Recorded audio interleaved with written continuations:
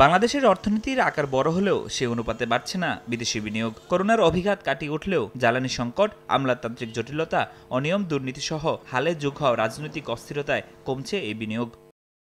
গণ অভ্যুত্থানের জেরে ২০২৪ সালে বিগত ৩ বছরের তুলনায় সবচেয়ে কম বিদেশি বিনিয়োগ এসেছে, পরিমাণ $১২৭ কোটি, যা ২০২৩ সালের তুলনায় ১৩% কম। সম্প্রতি জাতিসংঘের বাণিজ্য ও উন্নয়ন বিষয়ক সংস্থা আকসটাডের প্রতিবেদনে এ তথ্য উঠে এসেছে।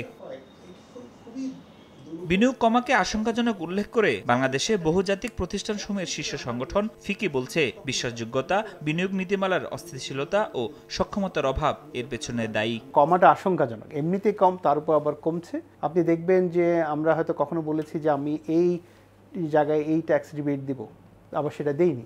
আমরা এনার্জির কন্ট্রাক্ট করেছি, কন্ট্রাক্ট করার পর আবার সেটা আমরা অনার করিনি। নীতির ধারাবাহিকতা খুবই জরুরি। কোনো একটা পণ্যে আমি বলেছি যে আমি এই পরিমাণ ট্যাক্স রাখবো, সেটার ভিত্তিতে কিন্তু কেউ আপনার মেশিন লাগাচ্ছে, ফ্যাক্টরি বসাচ্ছে, কিন্তু আপনি যে পরবর্তী এসে বলেন না এটা ট্যাক্সটা বাড়িয়ে দিচ্ছি, তো তার তো ব্যবসার রিটার্ন আসবে না। দক্ষিণ এশিয়ার দেশগুলোর মধ্যে বিদেশি বিনিয়োগে পিছিয়ে আছে বাংলাদেশ। বিনিয়োগ বাড়াতে সামষ্টিক অর্থনীতির স্থিতিশীলতা, রিজার্ভ পরিস্থিতির উন্নতি ও বিনিয়োগকারীদের প্রয়োজনীয় সহযোগিতা নিশ্চিত করার তাগিদ অর্থনীতিবিদের। পলিটিক্যাল যে পট পরিবর্তন হয়েছে, তার সে সময় একটা রাজনৈতিক অস্থিরতা ছিল এবং সেটারও কিন্তু খানিকটা প্রভাব এটার মধ্যে আছে। বিশ্ববাসী দেখে যে এই দেশটা ম্যাক্রো ইকোনমিক ক্রাইসিস থেকে বের হয়ে আসতে পারবে কিনা, নাহলে আপনার ইনভেস্টমেন্টে আসাটা বা আকর্ষণ করাটা অত্যন্ত কঠিন একটা কাজ।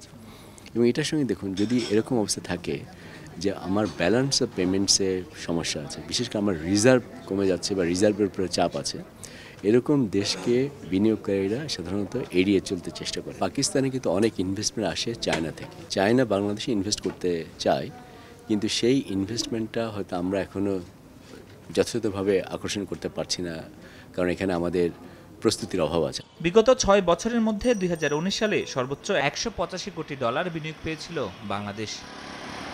ফরহাদুর রহমান, সময় সংবাদ, ঢাকা।